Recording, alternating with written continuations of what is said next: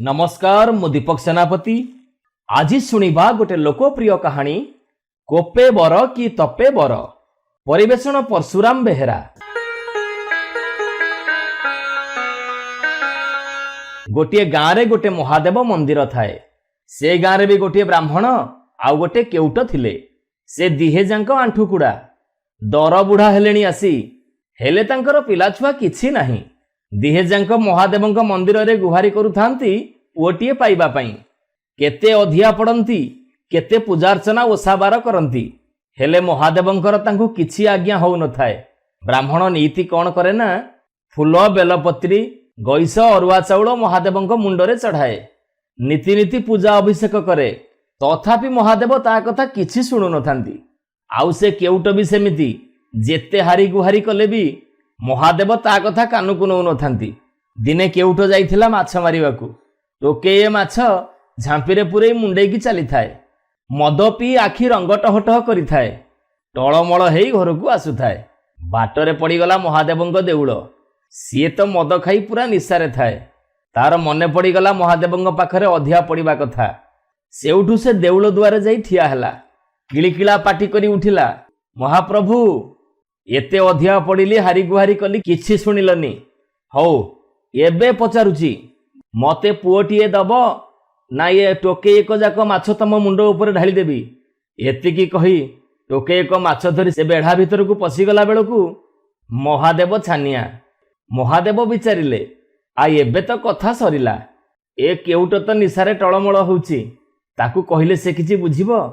एई लागे तो आसी टोके एक माछ जाक मो मुंड ऊपर भूसिकिना उजाड़ी दब। आउ एमिति भाबी महादेव देउळ भितरु थाई पाटी करी उठिले, अरे जा जा मु तते आशीर्वाद करूची, तोर 7 पुओ हेबे। एथर केउट खुशी हेगला, कहला हौ ठीक अछि। या कही से जाई ता घरे पहुंचिला। आउ केउटुणी की कहला, आलो आउ काई की मनउणा करूचु, महादेव मते बर देइचंती, आमर 7 पुओ हबो। ए कथा सुनी केउटुणी एथर पूरा खुशी हेगला। एणे ब्राह्मण भी नीति नीति महादेवंकु पूजा करुथाए। हेले महादेव ता कथा न शुणी कपिलास कंदर ढोलऊ थांती। एई सबु कथा देखी देखी दिने पार्वती कहिले, हई हे सबु अबुझाबणा कथा तमरी पाखरे। ये ब्राह्मण बिचरा नीति आसी तुमको पूजा पाठ करुची, केते सेवा करुची तमर, हेले ता पई तमर किछि दरद नाही। तमे एठी बसी ढोलउछ। काली केउट आसी मद पीकी माछ टोकई को तम मुंड उपरे ओजाड़ी दब बोली कहिला बोली ताकू तमे 7 पुओ देल। आजि काली जुग ओलटा हेलानी। ये ब्राह्मणर डाक शुणिबा पई तमर मन कहूनी। महादेव पार्वती आड़क आखि तराटी चाहिए। आजि काली तो माइपंक जुग हेलानी। माई बे भारी उलुकुपात कलेनी। तमर एमिति की अबुझाबणा कथा ये, जहा रा धरिबो सेया। ब्राह्मण को बर देलिनी बोले तमे फं फं होउछ, हेले मो कथा बुझिछ मु काहेकि ताकू देइनी। किछि बुझा नाय सुझा नाय, खाली हाड़ चिड़ा कथा गुडाक जहा कहूछ तमको किए पारिबो कहिल। तमर एमिति ओलटा विचार कला बेलकू हाड़ चिल्लानी। कथा पदकरे तम हाड़ चिड़ी जाउची। बिचरा ब्राह्मण टाको काहेकि एमिति डहळ बिकळ करूछ भला। महादेव कहिले, आलो केउटकू 7 पुओ देली जे किए माछ मारिबो, किए जाई चोरी करिबो, किए बाड़ी जोगिनी रे जीवो, किए छिंडा दरबा पिंधी भिक मागिबो। ता तपस्या को चाहि तो तार पुओ हेबे। आउ ब्राह्मण कथा तमे जो कहूछ, ब्राह्मण को तो एमिति सेमिति पुओ देले चलिबनी। ब्राह्मण तपस्या को चाहि पुओ हेले सिना मु ताकू देबी। ता कपाल रे जो पुओ लेखा अछि से पुओटा अळ पैसा हबो। तार जमा 12 वर्ष आयुष। मु ताकू एमिति तंटिकोटा पुओ केमिति देबी। सेइथि पई मु दोसंधिरे पड़ी दहगंज होउची, नहले मुहरे कहिबाकू मो पाटी छिड़ी जाउची ना कोन। पार्वती कहिले, आमर सेथुरु कोन जाय आसे, ताकू तमे पुओटिए देई दियो। तेणिकी ता कथा तार। तेने ब्राह्मणी तमको नीति केते काटुची संपुची तमे तो मिणिपे। माइबंग कथा काहू जानिबो। तमे तमर आखि बुझी बसिथिबो, एणे आमे कटा संपा शुणुथुबु। महादेव कहिले, हौ। सकाळु ब्राह्मण जेमिति पूजा पात्री धरी देउळ भितरे पहुंचिला, ताकू शून्यबाणी हेला, जा मु तते बर दउची, तोर पुओटिए हबो। हेले कोन हबो, तार परमायु जमा 12 वर्ष। 12 वर्ष पुरिला बासी दिन ताकू आउ केही अटकेई रखी परिबेनी। एबे तो कथा तू जानिछु, आउ तो पुओ जाने। ब्राह्मण कहिला, सीए तो हेला पछ कथा, आगे मु पुओ मुह टिके देखे तो। एमिति कही ब्राह्मण ता घर को गला। ଯାଇ ଘରଣୀକେ ସବୁ କଥା କହିଲା। ଏଣେ ବ୍ରାହ୍ମଣୀ ପୁଅ ହବ ବୋଲି 12 ବର୍ଷ ହେଲା ମାଘ ମାସ ସୋମବାର ରବିନାରାୟଣ ବ୍ରତ କରୁଥାଏ। ତାର ବ୍ରତ ପୂର୍ଣ୍ଣ ହେବାରୁ ତାର ପୁଅଟିଏ ଜନ୍ମ ହେଲା। ବ୍ରାହ୍ମଣ 21କୁ ମଗାୟତ କରି ପୋଥି ପୂଜାଟିଏ କଲା। ପୁଅକୁ ହଳଦୀ ତେଲ ଲଗେଇ ଦେଇ ଭାରି ଗେଲବସରରେ ବଢ଼େଇଲା। ତାପରେ ଚାହାଳିରେ ନେଇ ଛାଡ଼ିଲା। ସେ ବ୍ରାହ୍ମଣ ପୁଅଟି 4 ଦିନେ 4 ପାଠ ହାସଲ କଲା। 7 ବର୍ଷ ପୁରିଲାରୁ ପୁଅ ବେକରେ ପଇତାଖିଏ ପକେଇଲା। ବ୍ରାହ୍ମଣିଆ ପାଠଶାଠ କର୍ମକର୍ମାଣୀ ଜପତପ ସବୁ 7 ମଙ୍ଗଳା ଭିତରେ ପାଣି ପରି ମାଡ଼ିଗଲା। ଯିଏ ଦେଖୁଥାଏ ସେ ପିଲାର ବୁଦ୍ଧି ଦେଖି ଜିଭ କାମୁଡ଼ି ପକାଉଥାଏ। ପୁଅର ମହାଦେବଙ୍କ ପ୍ରତି ଭାରି ଭକତି। 10 ବର୍ଷ ହେଲାରୁ ପୁଅକୁ ବାହା କରିବ ବୋଲି ବ୍ରାହ୍ମଣ କନ୍ୟା ଖୋଜିଲା। କେତେ ଜାତକ ଟିପଣା ପକେଇଲା। ତାପରେ ଖଣ୍ଡିଏ ଟିପଣାରେ ରାଜଜଟକ ପଡ଼ିବାରୁ ସେ ପାତ୍ରୀଟି ପାଇଁ ମହାପ୍ରସାଦ ନିର୍ବନ୍ଧ ହେଲା। 2 ସମୁଦି ଯାକ ମାଳି ଟେକାଟେକି ହେଲେ। ସେ କନ୍ୟାଟି ବାପା ମାଙ୍କର ଗୋଟିଏ ପିଲା। ସେଇ କନ୍ୟାଟିର ବ୍ରାହ୍ମଣ ପିଲା ସାଙ୍ଗରେ ବାହାଘର ହେଲା। ଚାହୁଁ ଚାହୁଁ 12 ବର୍ଷ ପୁରିବାକୁ ଆଉ 5-7 ଦିନ ଅଛି। ବାପ ମା 2 ଜଣ ମୁହଁ ଶୁକେଇ ଦେଇ ସକଉଥାନ୍ତି। ପୁଅ ଯେତେ ପଚାରିଲେ ସେ କିଛି କହନ୍ତିନି, ବାଁରେଇ ଦିଅନ୍ତି। ଆଉ 2 ଦିନ ଅଛି। ବାପ ମା ଭାରି କଇଁ କଇଁ ହେଇ କାନ୍ଦିଲେ। ଶେଷକୁ ବାଧ୍ୟ ହୋଇ ବ୍ରାହ୍ମଣ କହିଲା, କାଲି ଛାଡ଼ି ପହର ଦିନ ତ ଆମକୁ ତୁ ଅଥଳ ସମୁଦ୍ରରେ ଭସେଇ ଦେଇ ଯିବୁ। ବ୍ରାହ୍ମଣ ପିଲା କହିଲା, ଏଇ କଥା ତ, ଯାହା ତ ହବାର ହବ। ମୁଁ ଗୋଟିଏ ସୂତ୍ର ବତେଇ ଦଉଛି କର। ଦିନେ ତ ହେଲେ ମରିବି। ଯଦି ମରିବି ମହାପ୍ରଭୁଙ୍କ ଚକଡ଼ାରେ ପ୍ରାଣ ଛାଡ଼ିବି। କାଲି ସକାଳୁ ଗାଧେଇ ପାଧେଇ ଯିବି ମହାଦେବଙ୍କ ଦେଉଳକୁ।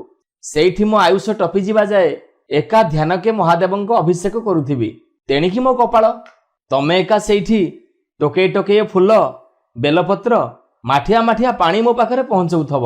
ତହିଁ ଆର ଦିନ ସକାଳୁ ଉଠି ଟୋକା ସ୍ନାନ ପ୍ରକାର କଲା। ଆସନଟିଏ ଧରି ଲମ୍ବେ ଲମ୍ବେ ଦେଉଳକୁ ବାହାରିଲା। ଯାଇ ପଶିଲା ଦିଅଙ୍କ ଗମ୍ଭୀରା ଭିତରେ। ବସିକି ପ୍ରଭୁଙ୍କ ଅଭିଷେକ କରୁଥାଏ। ଏଣେ ଦିନେ ଗଲା, 2 ଦିନ ଗଲା। ଇଏ ଟୋକା ଆଉ ତା ଭିତରୁ ପଦାକୁ ବାହାରୁ ନଥାଏ। ସିଆଡ଼େ ଚିତ୍ରଗୁପ୍ତ ପାଞ୍ଜି ଫିଟେଇଲା ବେଳକୁ ବ୍ରାହ୍ମଣ ପିଲାର 12 ବର୍ଷ ପୁରୀ ଗଲାଣି। ଯମରାଜ ଦୂତ ପଠେଇଲେ, ଯାଅ ଧରି ଆଣ ସେ ବ୍ରାହ୍ମଣ ପିଲାକୁ। ଯମଦୂତ ଡେଙ୍ଗା ଡେଙ୍ଗା ନିର୍ଘାତିଆଟା ମାନ ପୁଞ୍ଝାଇକି 5ଟା ଛନ୍ଦ ଦୌଡ଼ି ଧରି ବାହାରିଲେ। ବ୍ରାହ୍ମଣ ଘରେ ଦେଖିଲା ବେଳକୁ ସେ ଟୋକାର ଅନ୍ତ ମିଳୁନି। ଖୋଜୁ ଖୋଜୁ ସୁରାଗରେ ବୁଝିଲେ ଯେ ସେ ଟୋକା ଦେଉଳ ଭିତରେ ପଶିଛି। କତରା ଘୋଡ଼େଇ ହେଲେ କି ଯମ ଛାଡ଼ିଦେବ ଭଲେ। ଯମଦୂତ ଯାକ ବିଚାରିଲେ, ଚାଲ ଦେଉଳ ଦୁଆରେ ଜଗିଥବା, ଦେଖିବା ସେ ଟୋକା କେତେ ପେଖନା ଖେଳିବ। ଦେଉଳରୁ ବାହାରିଲା ବେଳକୁ ପଛ ବୁହା କରି ତାକୁ ବାନ୍ଧି ବାହା ଦଣ୍ଡା ଧରି ଘୋଷାଡ଼ି ନେଇଯିବା। ଏହା କହି ସେମାନେ ଦେଉଳ ବାହାରେ ଜଗିଥାନ୍ତି। ମହାଦେବ ଚକଡ଼ାରେ ତ ଯମର ଅଧିକାର ନାହିଁ। ଯମଦୂତ ଭାରି ଅକଳରେ ପଡ଼ିଲେ। ଟୋକା ପଦାକୁ ବାହାରିଲେ ସିନା ତାକୁ ଘିଡ଼ି ଘିଡ଼ିକା କରିକି ଓଟାରି ନିଅନ୍ତେ। ସିଏ ତ ପଶିଛି ଗମ୍ଭୀରା ଭିତରେ। ଯମଦୂତ ସବୁ ପାଇକଛା ମାରି ପଦାରେ ବୁଲିଲେ, ହେଲେ ବ୍ରାହ୍ମଣ ପିଲା ପଦାକୁ ବାହାରିଲାନି। ଶେଷକୁ ଯମଦୂତ ମାନେ ଯାଇ ଯମ ଆଗରେ ଗୁହାରି କଲେ, ମଣିମା ଛାର ଟୋକା ବକଟେ, ଆମକୁ 7 ତୁଠରେ ପାଣି ପିଇ ସାଇଲାନି। ତାପରେ ଯମଙ୍କ ଆଗରେ ସବୁ ଘଟଣା କହିଲେ। ଯମ ଶେଷରେ ମଇଁଷି ଉପରେ ପଲାଣ ପକେଇ ନିଜେ ଆସି ପହଞ୍ଚିଲେ ଦେଉଳ ପାଖରେ। ଟୋକା ତ ତାର ଧ୍ୟାନରେ ଲାଗିଛି। ପଦାରେ ଯମଦେବତା ରଡ଼ି ପକାଉଥାନ୍ତି, ଆରେ ଏ ଟୋକା ପଦାକୁ ବାହାରିଆ। ବ୍ରାହ୍ମଣ ପିଲା କହୁଥାଏ, ମୋ ଅଭିଷେକ କ'ଣ ଅଧାପନ୍ଥିରିଆ କରି ଛାଡ଼ି ପଳେଇବି? ତମର ଯଦି ଏତେ କରାମତି ଅଛି ମତେ ଏଠୁ ଉଠେଇ ନଉନ। ମୁଁ ଜାଣୁ ଜାଣୁ ଅଭିଷେକ ଅଧା କରିଗଲେ ମୋର ଗୋ ହତ୍ୟା ବ୍ରହ୍ମ ହତ୍ୟା ପାପରେ ଭାଗି ହବ କିଏ? ଯମ କହିଲେ, ଛାର ପିଲାଟା, ଗାଲ ଚିପି ଦେଲେ ତୋର ଦୁଧ ବାହାରି ପଡ଼ିବ। ତୋର ପୁଣି ଏତେ ଗର୍ବ? ତୁ ଟିକେ ଚଙ୍କିବାକୁ ନାହୁଁ? ତୁ ତ ଦେଉଳରେ ପଶିଛୁ।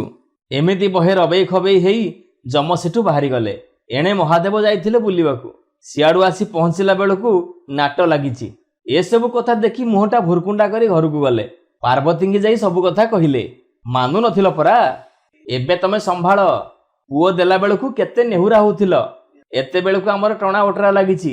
ସେତେବେଳେ କଥା କହୁଥିଲ ଯେ ପାଟିରେ ବାଟୁଳି ବାଜୁ ନଥିଲା, ଏତେବେଳକୁ ତମ ପାଟିରେ କ'ଣ ମଣ୍ଡା ପଶିଛି କି? ତମେ ହଉଛ ସବୁ ନାଟର ଗୋବର୍ଦ୍ଧନ। ପାର୍ବତୀ କହିଲେ, ମଲା ଏମିତି କିଆଁ ଟାଉଁ ଟାଉଁ କରି କଥା ଗୁଡ଼ା କହୁଛ ମ? ରାଜ୍ୟ ଯାକ ବାସ୍ତୁରାଙ୍କ ଭଳିଆ ବୁଲି ବୁଲି ଆସି ଘରେ ପହଞ୍ଚିଲ। କାଣି ବିଲେଇ କୁଜି ଅସରପା ଉପରେ ହେଲା ଭଳିଆ ଆଉ ତ କାହାକୁ ପାଇଲନି। ବ୍ରାହ୍ମଣ ଟୋକା ଉପରେ ତାନ ଛିଣ୍ଡଉଛ।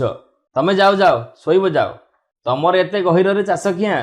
ଏ କଥା ଶୁଣି ମହାଦେବ ତୁନି ହେଇ ଚାଲିଗଲେ। ଏଣେ କ'ଣ ହେଇଛି ନା, ଯମ ଦେଉଳ ପାଖରୁ ଫେରିଗଲାରୁ ଯାଇ ପହଞ୍ଚିଲେ ଇନ୍ଦ୍ରଙ୍କ ପାଖରେ।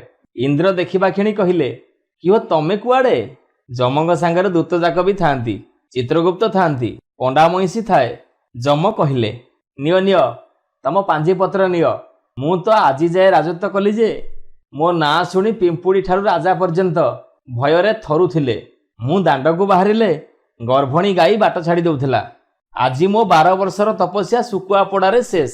ଆଜି ମୁଁ ଛାର ବ୍ରାହ୍ମଣ ଟୋକାକୁ ପାରିଲିନି, ଆଉ ଏଣିକି କ'ଣ ମୋ ମହତ ସାରିବାକୁ ମୁଁ ରାଜା ହେବି?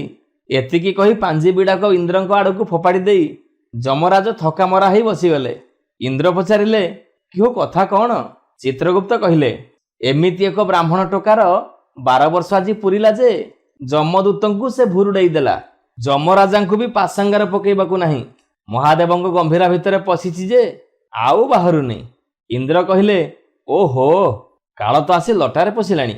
ଚାଲ ଚାଲ ଯିବା ବ୍ରହ୍ମାଙ୍କ ପାଖକୁ ଯିବା। ବ୍ରହ୍ମା ଏସବୁ କଥା ଶୁଣିଲେ, ଡକେଇଲେ ମହାଦେବଙ୍କୁ। ମହାଦେବ ଢଳି ଢଳିକି ଆସି ପହଞ୍ଚିଲେ।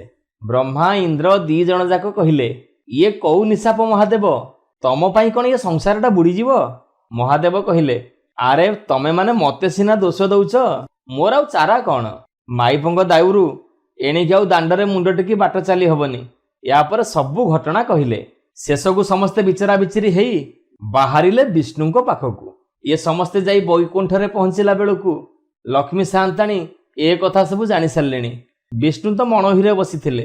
ଖାଇସାରିଲା ବେଳକୁ ଲକ୍ଷ୍ମୀ ସାଆନ୍ତାଣୀ ବିଡ଼ିଆ ପାନ ଖଣ୍ଡେ ଦେଇ ପଣତ କାନିକି ଦୋହଡ଼ି କରି ବେକରେ ପକେଇ ଠିଆ ହେଲେ। ବିଷ୍ଣୁ କହିଲେ, କିହୋ ଆଜି ଏମିତି ମୁହଁ ଶୁଖେଇଛ କାହିଁକି? ଲକ୍ଷ୍ମୀ କହିଲେ, ଯଦି ଆଜି ମୋ ମହତ ରଖିବ ତାହେଲେ କହିବି, ନହେଲେ କୋଉ ଗୁଣକୁ ଆଉ ମୁହଁ ଦେଖେଇବି? ବିଷ୍ଣୁ କହିଲେ, ଏଡ଼େ ବଡ଼ କଥାଟା କ'ଣ କହିଲ ମ?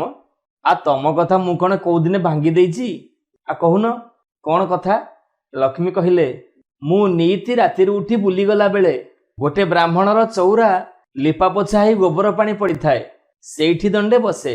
ଆସିଲା ବେଳକୁ ମୁଁ କହେ, ଏ ଲିପାପୋଛା ଯିଏ କରିଛି ସେ ଅହିସୁଲକ୍ଷଣୀ ହଉ। ସେଇ ବ୍ରାହ୍ମଣ ଟୋକାର ତିରିଲାଟି ଏସବୁ ଲିପାପୋଛା କରିଥାଏ। ମୁଁ ତ ତାକୁ ଅହିସୁଲକ୍ଷଣୀ ହବୁ ବୋଲି ବର ଦେଇଛି। ଆଉ ଏବେ କ'ଣ ସିଏ ବାଳୁତ ବିଧବା ହବ? ତାହେଲେ ତ ମୋ କଥା ପାଣିରେ ଗାର।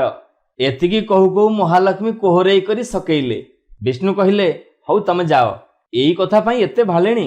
ସେ ଝିଅର କାଚ ବଜ୍ର ହେଲେ ତ ନାଟ ସରିବ। ଏହା କହି ପଦାକୁ ବାହାରି ପଡ଼ିଲା ବେଳକୁ 33 କୋଟି ଦେବତା ତାଙ୍କ ଆସି ଦୁଆରେ ପହଞ୍ଚି ସାରିଲେଣି। ଆଉ ବିଷ୍ଣୁ ତ ଅନ୍ତର୍ଯାମୀ ପୁରୁଷ। ସେମାନଙ୍କୁ ଚାହିଁ କହିଲେ, ମୋର ଆଜି କି ଭାଗ୍ୟ! ଆସ ଆସ ବସ। ଦେବତା ଯାକ କହିଲେ, ଆମ ଦେବତା ପଣିଆ ଚୁଲିକି ଯାଉ। ତମ ରାଜ୍ୟ ଏବେ ତମେ ବୁଝ। ଆମେ ଗଙ୍ଗା ସ୍ନାନ ଫଳ ପାଇଲୁଣି ଯେ। ବିଷ୍ଣୁ ପଚାରିଲେ, କ'ଣ କଥା କ'ଣ? ଦେବତାମାନେ କହିଲେ, ଛାର ବ୍ରାହ୍ମଣ ଟୋକାଟା ଆମ ସମସ୍ତଙ୍କ ମୁହଁରେ ଚୂନକାଳି ବୋଳି ଦେଇଛି। ଏହାପରେ ସବୁ କଥା ବିଷ୍ଣୁଙ୍କ ପାଖରେ ବୁଝେଇ କହିଲେ। ବିଷ୍ଣୁ କହିଲେ, ଚିତ୍ରଗୁପ୍ତ ସେ ପାଞ୍ଜି ଗୁଡ଼ାକ ଦେଲ ଆମେ ଟିକେ ଦେଖିବା। ଏହା କହି ପାଞ୍ଜିକୁ ଚାହିଁଲେ। ପାଞ୍ଜିର ପତ୍ରକୁ ଟିକେ କପାଳରେ ଘଷି ଦେଇ କହିଲେ, ଆରେ ମତେ ଏବେ ଟିକେ ଜାଲଜାଲୁଆ ଦିଶୁଛି। ଆରେ କିଏ ଅଛ, ମୋ ଚଷମାଟା ଟିକେ ଆଣିଲ। ଏ କଥା ଶୁଣି ଚିତ୍ରଗୁପ୍ତ ଘର ଭିତରକୁ ଚାଲିଗଲେ ଚଷମା ଆଣିବା ପାଇଁ। ବିଷ୍ଣୁ କ'ଣ କଲେ ନା, ଏଣେ ସମସ୍ତଙ୍କ ଆଗରେ କଥାଭାଷା ହଉଥାନ୍ତି, ଆଉ ପାଞ୍ଜି ବିଡ଼ାକ ବି ଧରିଥାନ୍ତି। କାନି ଆଙ୍ଗୁଠି ନଖ ମୁନରେ 12ର ଡାହାଣ ପାଖରେ ଗୋଟେ ମୁଣ୍ଡୁଳା ବୋଲେଇ ଦେଲେ। ଖାଲି ଆଖିରେ ଦେଖିଲା ବେଳକୁ ଟିକେ ଆଞ୍ଚୁ ଆଞ୍ଚୁଡ଼ିଆ ଦେଖାଯାଉଥାଏ। ବିଷ୍ଣୁ ଚଷମା ଖଣ୍ଡକୁ ଆଖିରେ ଦେଲେ। ଦଣ୍ଡେ ଗୁମ୍ ଖାଇ ବସିଲେ। ଆଉ କହିଲେ, କିହୋ ଚିତ୍ରଗୁପ୍ତ, ମୁଁ ଜାଣିଥିଲି ମତେ ଏକୁଟିଆ ଚାଳିଶିଆ ଧରିଛି। ଏହା କହି ସମସ୍ତଙ୍କ ଆଡ଼କୁ ଚଷମା ଖଣ୍ଡକ ବଢ଼େଇ ଦେଲେ। ଚିତ୍ରଗୁପ୍ତ ଚଷମା ଲଗେଇ ବ୍ରାହ୍ମଣ ଟୋକାର ପାଞ୍ଜିପତ୍ରକୁ ଚାହିଁ ଦେଖିଲେ। ତାର ଆୟୁଷ ତ ପୁରା 120 ବର୍ଷ। ଖାଲି ଆଖିରେ ଦେଖିଲା ବେଳକୁ 12 ଦେଖାଯାଉଛି। ଜଣ ଜଣ କରି ସବୁ ଦେବତା ଏଇ କଥା ଦେଖିଲେ। ଖାଲି ଆଖିରେ 12 ଦେଖାଯାଉଛି, ଆଉ ଚଷମା ଲଗେଇ ଦେଖିଲା ବେଳକୁ ପୁରା 120 ବର୍ଷ ଆୟୁଷ। ଏଥର ବିଷ୍ଣୁ କହିଲେ, ମୁଁ ସେଇ କଥା ପଚାରୁଛି, କୁହ ବ୍ରାହ୍ମଣ ପିଲାର କ'ଣ ଆୟୁଷ ପୁରୀ ଗଲାଣି? ସେ କତରା ଘୋଡ଼େଇ ହେଉଛି କିଆଁ? କାଳ ଆସି କ'ଣ ଓଲଟା ହେଇଗଲା? ହଇହ ଚିତ୍ରଗୁପ୍ତେ, ତମେ ତ ଏଇ ଲାଗେ ଗୋଟେ ବ୍ରହ୍ମହତ୍ୟା ଅପରାଧ ମୁଣ୍ଡେଇଥାନ୍ତ।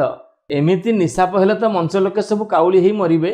ଯାଅ, ପୁଣି ଯେମିତି ଏମିତି ଗର ହିସାବୀ କଥା ନ ହୁଏ। ତମକୁ 40 ହେଲାଣି। ଏଇ ଚଷମା ଖଣ୍ଡକ ନିଅ। ପାଞ୍ଜି ଦେଖିଲା ବେଳେ ଏଇ ଖଣ୍ଡକ ଆଖିରେ ଦେଇ ଭଲ ଭାବରେ ପଢ଼ିବ। ଏବେ ସମସ୍ତଙ୍କ ମୁହଁ ପାଣି ମୁହଁରେ ମଲା। ଏବେ ଦେବତାମାନେ ନିଜ ନିଜ ସ୍ଥାନକୁ ଫେରିଗଲେ। ବ୍ରାହ୍ମଣ ପୁଅ ହେଣ୍ଡିଟାଏ ମାରି ଦେଉଳରୁ ବାହାରିଲା। ପୁଅ ବୋହୂ 2 ଜଣ ଯାକ ପୁରା 120 ବର୍ଷ ବଞ୍ଚି ଘର ସଂସାର କଲେ। ନମସ୍କାର, ମୁଁ ପ୍ରଦୀପ ମଲ୍ଲିକ। ଆଜି ଶୁଣିବା ଭାରତର ଏକ ପୁରାତନ କାହାଣୀ ସୁନା ଝିଅ ରୂପା ଝିଅ। ପରିବେଷଣ ପରଶୁରାମ ବେହେରା।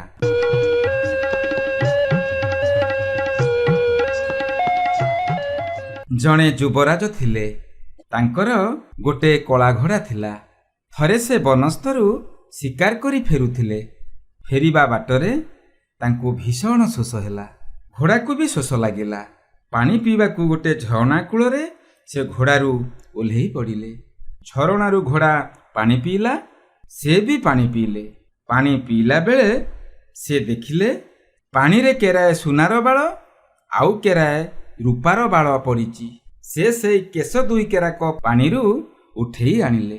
ଆଉ ଭାବିଲେ ନିଶ୍ଚୟ ଦୁଇଟି ଝିଅ ଏଇ ଝରଣାରେ ସ୍ନାନ କରିଛନ୍ତି।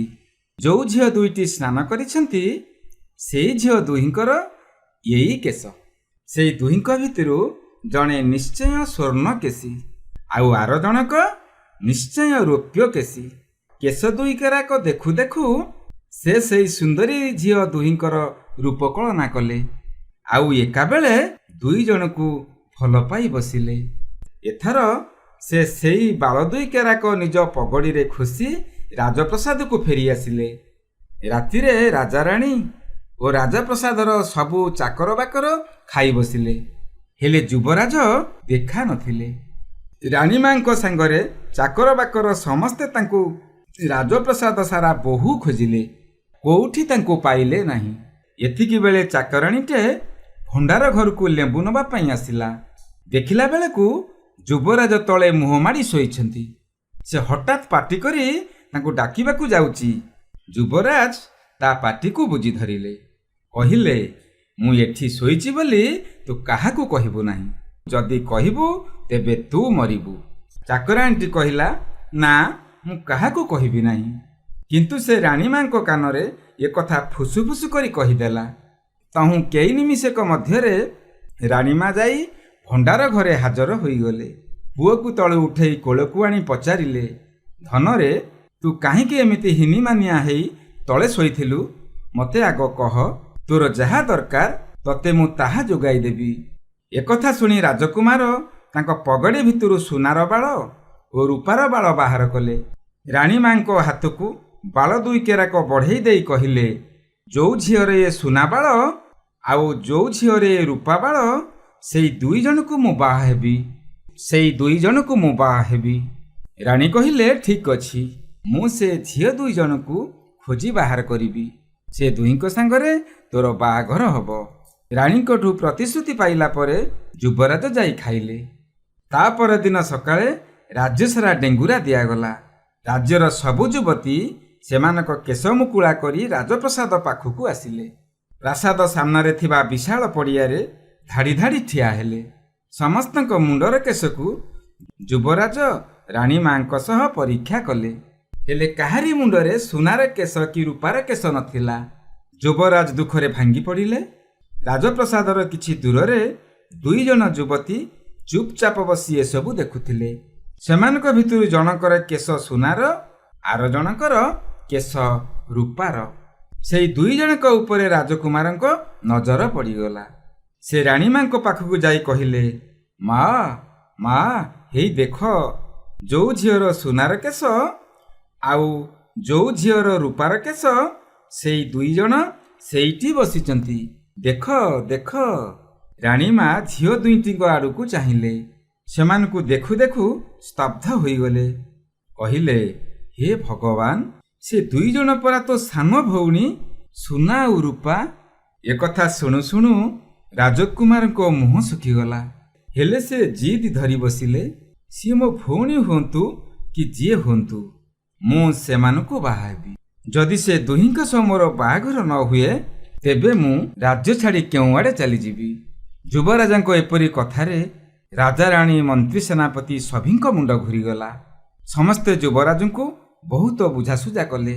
ହେଲେ ଯୁବରାଜ ଜମା ବୁଝିଲେନି। ସେ ରୋକଠୋକ ଶୁଣେଇ ଦେଲେ, ମୋର ବାହା ହେବାକୁ ମନ ହେଇଛି ମାନେ ମୁଁ ସେ ଦିହିଁଙ୍କୁ ବାହା ହେବି। ରାଜାରାଣୀ ନିରୁପାୟ ହୋଇ ବାହାଘରର ଆୟୋଜନ କଲେ। ବାହାବେଦୀ ତିଆରି ହେଲା। ରାଜଉଆସ ଚମତ୍କାର ସାଜସଜ୍ଜାରେ ଝଲସି ଉଠିଲା। ସୁନା ଓ ରୂପା ଦୁଇ ଭଉଣୀ ଯେତେବେଳେ ଏକଥା ଶୁଣିଲେ ସେମାନେ ଚକିତ ହୋଇଗଲେ। ସେମାନଙ୍କ ମୁହଁ ଲାଜରେ ରଙ୍ଗା ପଡ଼ିଗଲା। ଧାର ଧାର ହୋଇ ଲୁହ ଝରିଲା। ଏଇ ଦୁଇ ଭଉଣୀ ଯେତେବେଳେ ଛୋଟ ଥିଲେ ସେତେବେଳେ ସେମାନେ ପାଖ ନଈକୁ ନିତି ଗାଧେଇ ଯାଉଥିଲେ। ଦିନେ ନଈ ତୁଠ ପାଖ ବନ୍ଧରେ ଦୁହେଁ ଚନ୍ଦନ ଗଛଟିଏ ପୋତିଥିଲେ। ସେଇ ଚନ୍ଦନ ଗଛଟି ଏତେବେଳକୁ ବହୁତ ବଡ଼ ହୋଇ ଯାଇଥିଲା। ବାହାଘର ପୂର୍ବଦିନ ରାତିରେ ଦୁଇ ଭଉଣୀ ରାଜପ୍ରସାଦରୁ ଲୁଚି ସେଇ ଗଛ ପାଖକୁ ପଳାଇଗଲେ। ଗଛକୁ କହିଲେ, ହେ ଗଛ, ତୁ ଆମକୁ ଏ ମହାବିପଦରୁ ରକ୍ଷା କର। ତତ୍କ୍ଷଣାତ ଚନ୍ଦନ ଗଛ ନିଜ ଡାଳକୁ ତଳକୁ ନଇଁଦେଲା। ଦୁଇ ଭଉଣୀ ସେଇ ଡାଳକୁ ଧରି ଗଛ ଉପରକୁ ଚଢ଼ିଗଲେ। ଗଛର ଗହଳ ପତ୍ର କନ୍ଦିରେ ଲୁଚି ରହିଲେ। ତେଣେ ବିବାହ ଲଗ୍ନ ପାଖେଇ ଆସିଲା। ସୁନା ରୂପା ଦୁଇ ଭଉଣୀକୁ କନ୍ୟା ବେଶରେ ସଜ କରିବାକୁ ଖୋଜା ପଡ଼ିଲା। ହେଲେ ସେ ଦୁହିଁଙ୍କୁ ଆଉ ପାଉଛି କିଏ? ରାଜକର୍ମଚାରୀମାନେ ରାଜପ୍ରସାଦ ସାରା ଆଖପାଖ ଅଞ୍ଚଳ ସାରା ସେ ଦୁହିଁଙ୍କୁ ଖୋଜି ଖୋଜି ନୟାନ୍ତ ହେଲେ। ଶେଷରେ ଆସି ସେଇ ଚନ୍ଦନ ଗଛ ମୂଳେ ପହଞ୍ଚିଗଲେ। ଦୁହିଁଙ୍କୁ ଗଛରୁ ଓହ୍ଲେଇ ଆସିବାକୁ କହିଲେ। ହେଲେ ସୁନା ରୂପା ଗଛରୁ ଜମା ତଳକୁ ଓହ୍ଲେଇଲେନି। ଏଥର ପ୍ରହରୀମାନେ ଗଛରେ ଚଢ଼ି ସେ ଦିହିଁଙ୍କୁ ଧରି ଆଣିବାକୁ ବାହାରିଲେ। ତହୁଁ ଦୁଇ ଭଉଣୀ ଚେତେଇ ଦେଲେ, ହେ ପ୍ରହରୀ, ବୁଝି ଖବରଦାର, ଗଛକୁ ଚଢ଼ିବ ତ ଆମେ ତଳକୁ ଡେଇଁ ଆତ୍ମହତ୍ୟା କରିଦେବୁ। ସଭିଏ ଖୁବ୍ ଡରିଗଲେ। ଆଉ କେହି ଗଛରେ ଚଢ଼ି ସୁନା ରୂପାକୁ ଧରି ଆଣିବାକୁ ଚେଷ୍ଟା କଲେନି। ଶେଷକୁ ରାଜାରାଣୀ ଉଭୟ ଗଛ ତଳେ ଆସି ଛିଡ଼ା ହେଲେ। କାନ୍ଦ କାନ୍ଦ ହୋଇ କହିଲେ, ଆମ ସୁନା ଝିଅ, ଆମ ରୂପା ଝିଅ, ଆସ, ବାହା ଲଗ୍ନ ତେଣେ ଗଡ଼ି ଯାଉଛି, ତଳକୁ ଓହ୍ଲେଇ ଆସ। ଗଛ ଉପରେ ଥାଇ ସୁନା ରୂପା ଦିହେଁ କହିଲେ, ତମେ ପରା ଆମ ଜନ୍ମଦାତା, ତମେ ପରା ଆମ ବାପା, ତମକୁ ଶ୍ୱଶୁର କେମିତି ଡାକିବୁ, ଘୂରିଯାଏ ଆମ ମଥା।